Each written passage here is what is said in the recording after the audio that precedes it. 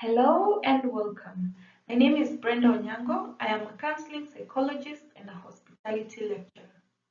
So schools are reopening soon, and one of the government directives was for schools to provide spiritual and psychosocial support.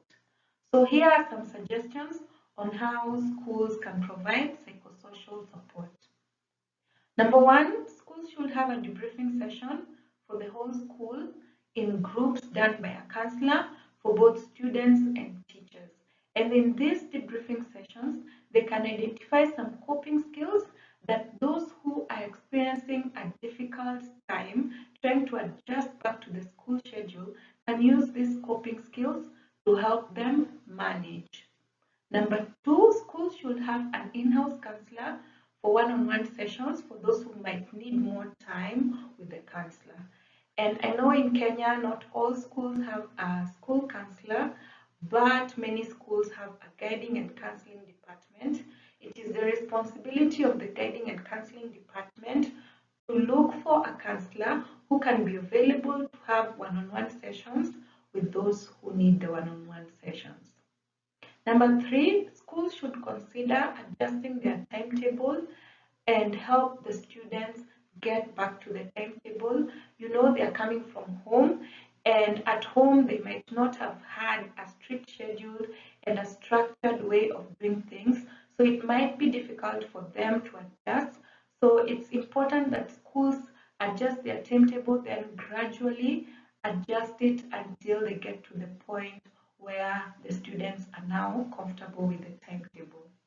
Schools should also provide healthy snacks and healthy meals for schools that are able to. I know not all schools are able to, because we know when students are home, parents always complain about how all they do is eat and eat and eat.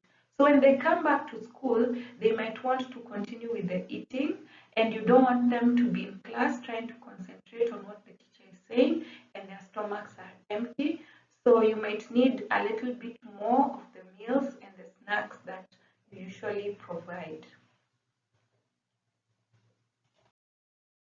Then schools should consider reducing the school fees or sourcing for sponsorship and scholarship for students whose finances have been affected by the pandemic, because some people might want to be in school, some students might want to be in school, but they're not able to because their finances are still affected by the pandemic.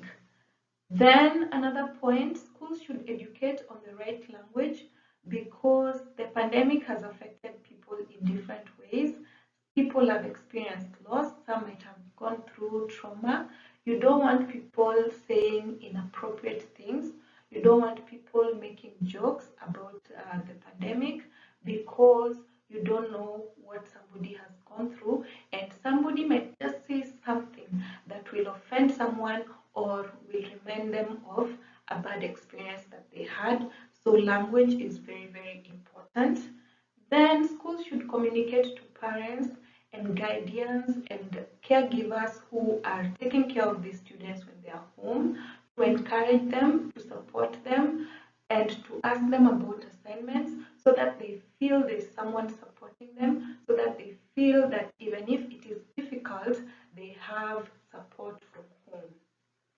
Then schools should consider continuing with both online and in-person sessions for schools that were having online sessions, because it might not be easy for some students to jump back onto the in-person sessions because of one reason or another, and they might be comfortable continuing online.